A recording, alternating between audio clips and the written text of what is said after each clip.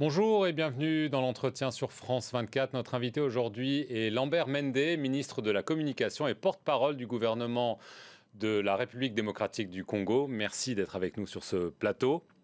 Bonjour. La situation est très tendue en RDC. Le deuxième et en théorie le dernier mandat du président Joseph Kabila se termine le 19 décembre. Mais il semble que les élections n'auront pas lieu d'ici là, aux grandes dames de l'opposition et des pays occidentaux qui réclament que le président quitte son poste et le soupçonnent en fait de vouloir y rester.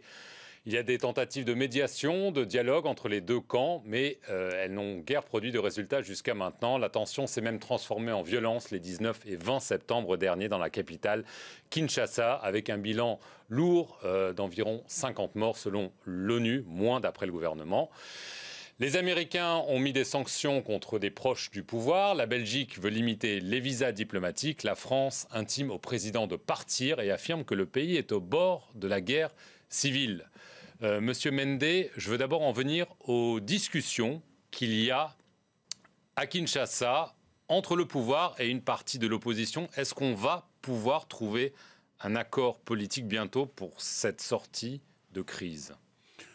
Aux dernières nouvelles, je pense que nous sommes près d'un accord. Je pense qu'on peut même annoncer la signature pour les jours ou les heures qui viennent d'un accord politique, parce que ces discussions, finalement, semblent avoir produit des résultats positifs et que nous allons trouver une commune définition de la situation avec nos partenaires de cette partie de l'opposition qui a accepté de s'asseoir autour d'une table. Donc oui, probablement un accord va intervenir, un accord politique sur ce que nous faisons entre la période de la fin du mandat du président et celle de l'organisation effective des élections. Donc, ça veut dire qu'il y aura une période de transition. Je l'ai dit, le mandat se termine en théorie le 19 décembre. C'est un secret de polichinelle. Il n'y aura pas d'élection d'ici là. La commission électorale a même parlé de fin 2018 pour des élections. Donc là, vous nous annoncez qu'il va y avoir une sorte de période de transition où le président Kabila va donc, j'imagine, rester en place avec peut-être un Premier ministre issu de l'opposition. Nous n'appelons pas cela transition. Vous savez, la Constitution a déjà résolu toutes ces questions. La Constitution parle de continuité de l'État. Le président continue à exercer son mandat, c'est dans l'article 70. Il faut ne pas connaître la Constitution de la RDC pour parler de transition. Donc, c'est un abus de langage de la part de nos amis qui parlent de transition. Il est prévu que si la Commission électorale nationale indépendante n'est pas en mesure d'organiser les élections dans les délais prescrits par la Constitution, le président en exercice, quel qu'il soit, reste en fonction jusqu'à l'élection du nouveau président. Et donc, les choses vont se passer de cette manière-là. La seule discussion qui a lieu maintenant, c'est de savoir comment nous gérons les institutions pendant cette période de continuité avant l'organisation effective du scrutin. Donc il pourrait y avoir un Premier ministre issu de l'opposition. Ce n'est pas exclu. Nous avons déjà une expérience du président Kabila travaillant avec 4 vice-présidents, dont 3 n'étaient pas de sa famille politique. C'est un homme qui est capable de travailler avec un Premier ministre, même issu de l'opposition. Je ne pense pas que cela nous pose un problème particulier. Alors il y a un problème particulier qui se pose, c'est que 2 des principales composantes de l'opposition, 2 des principaux leaders, Étienne Tshisekedi et Moïse Katumbi, n'ont pas pris part à ce dialogue et donc à cet accord que vous annoncez. Ils affirment que le 20 décembre, le président Kabila doit partir. Est-ce que vous espérez les convaincre ? Nous n'avons pas à espérer les convaincre puisque la Constitution a déjà disposé pour ce qui va arriver après le 20 décembre. Mais ils le contestent. Je ne pense pas qu'ils ont à imposer quoi que ce soit. Je pense que c'est des postures plus ou moins extrémistes de négociation.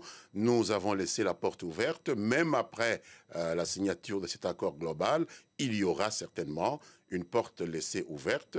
Nous avons décidé de maintenir le contact avec tous les pans de la classe politique congolaise, mais il ne sert à rien de croire que quelqu'un peut venir décider en lieu et place de la Constitution. Cela n'existe pas dans un État de droit. Alors, clairement, la question de la date des élections se pose. On a entendu décembre 2018, dans plus de 2 ans. J'imagine que s'il y a un compromis qui a été signé, ça veut dire qu'une date plus proche est activement discutée. Est-ce que vous pouvez nous en dire plus sur la date des prochaines élections présidentielles dans le pays? Élection à laquelle le président ne peut pas se représenter d'après la Constitution. Mais là, je pense que je dois vous appeler un peu de patience, puisque l'accord va lui-même indiquer de quelle manière la Commission électorale nationale indépendante aura convaincu ceux qui discutent de ces questions-là, de la date ou de la période dont elle a besoin pour organiser les élections. Quant à savoir si le président ne va plus se présenter, la Constitution a déjà réglé cette matière-là.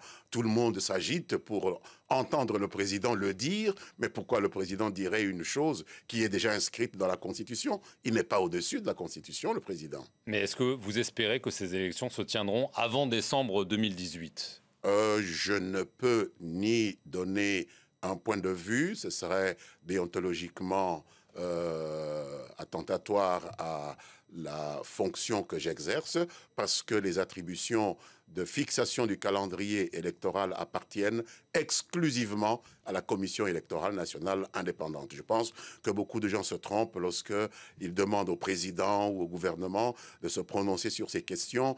Dans l'ordre juridique au Congo, seule la Commission électorale nationale indépendante est habilitée à donner ces dates-là. Le président ne peut pas le faire, et encore moins le gouvernement. Alors, que répondez-vous aux critiques occidentales? J'ai parlé des sanctions américaines, des sanctions, c'est peut-être symbolique, de la Belgique, aussi des mots du ministre des Affaires étrangères, Jean-Marc Ayrault. Il affirme que le président ne respecte pas la Constitution, qu'il fait tout pour rester, que le pays est au bord de la guerre civile. Vous avez répondu assez vivement en parlant d'une espèce de complot contre la RDC. Qu'est-ce que vous voulez dire par là? Disons que les sanctions américaines sont tout à fait inacceptables. Les sanctions, je ne sais pas si on peut parler de sanctions de la Belgique, de réduire à 6 mois la durée des visas des officiels. Je ne sais pas s'il faut appeler cela sanction. Nous avons aussitôt réagi en appliquant le même principe pour les visas des diplomates belges qui viendraient chez nous. Donc, il y a réciprocité. Quant au mot du ministre français des Affaires étrangères, nous considérons la France comme un partenaire privilégié. Nous avons toujours fait des choses positives, oui, aux Nations Unies. Elle nous a souvent soutenus et nous aimerions donner un conseil. Il faut éviter de mettre de l'huile sur le feu. Il faut éviter de promouvoir les postures extrémistes avec de tels discours. Je pense que la situation est suffisamment complexe. Les vrais amis du Congo, et nous comptons la France parmi les vrais amis du Congo, devraient faire l'effort de pousser tout le monde à la recherche du consensus, parce que nous avons un problème, il est objectif, nous devons chercher comment le résoudre. Mais il y a ce soupçon toujours que le président veut rester en place, et c'est sans doute cela qu'exprime la France. Est-ce que vous avez l'impression qu'elle l'exprime plus pour la RDC que pour d'autres pays? On peut parler du Congo-Brazzaville ou du Gabon, où il y a eu beaucoup de disputes autour des mandats présidentiels. La Constitution a parfois été changée. Est-ce que vous avez l'impression, en d'autres mots, qu'il y a 2 poids 2 mesures? Je ne sais pas ce qui se passe avec le Congo-Brazzaville. Il y a eu des échanges peut-être de mots. Mais nous, en République démocratique du Congo, nous récusons toute interférence extérieure, parce que nous sommes le produit d'une expérience douloureuse. Nous sommes le pays de Patrice Lumumba. Nous avons élu en 1960 une majorité qui a été décapitée, qui a été déstabilisée par des interférences extérieures. C'est le cas aujourd'hui. Avec l'assassinat de Patrice Lumumba, et nous sommes extrêmement sensibles à ces interférences. Nous ne les acceptons pas, et nous conseillons à nos amis de nous donner plutôt des conseils et d'éviter des injonctions, des interférences, parce que nous avons un passé suffisamment douloureux sur lequel nous ne voulons absolument plus revenir. Quant aux violences que je mentionnais, il y a eu ces violences. Les organisations des droits de l'homme, les pays occidentaux ont condamné la répression du pouvoir. Il y a eu l'arrestation d'un leader de l'opposition, Bruno Tshibala. On a l'impression que le pouvoir a envie d'avoir la main dure avec les opposants et d'étouffer toute forme de contestation, y compris par la violence. Vous savez, j'ai, en arrivant à Paris, appris qu'il y avait eu des problèmes à Viry-Châtillon.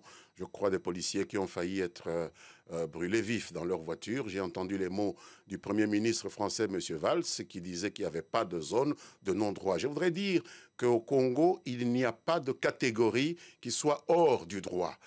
Monsieur Bruno Tshibala, que je connais personnellement et pour lequel j'ai beaucoup de sympathie, est cité par le procureur de la République, le procureur général de la République, à comparaître pour des affaires extrêmement graves. Il y a eu des viols, il y a eu tuerie de policiers, des policiers brûlés vifs. Je ne vois pas très bien pourquoi est-ce qu'on veut politiser une affaire qui est strictement judiciaire. Je pense que nous ne pouvons pas laisser commettre des crimes dans notre pays. Y compris par la police. Y compris par la police. La police peut avoir commis des crimes. C'est peut-être le cas. Il faut qu'il y ait des plaintes devant l'auditeur de la police, parce que la police n'est pas à l'abri des poursuites. Mais là, nous parlons d'un acte qui a été commis par un homme politique, après qu'on ait brûlé vif des policiers, qui a appelé les gens qui ont brûlé vif des policiers à rééditer leur exploit, et le procureur lui demande des explications. C'est tout à fait naturel. Pourquoi est-ce que ça serait un problème politique ? Ce n'est pas un acte politique. Pas du tout, c'est un acte judiciaire. Ça n'a rien à voir avec le gouvernement. Lambert Mende, merci beaucoup d'être venu sur le plateau de France 24. Merci à vous d'avoir regardé cet entretien sur notre chaîne. Restez-y pour plus d'informations.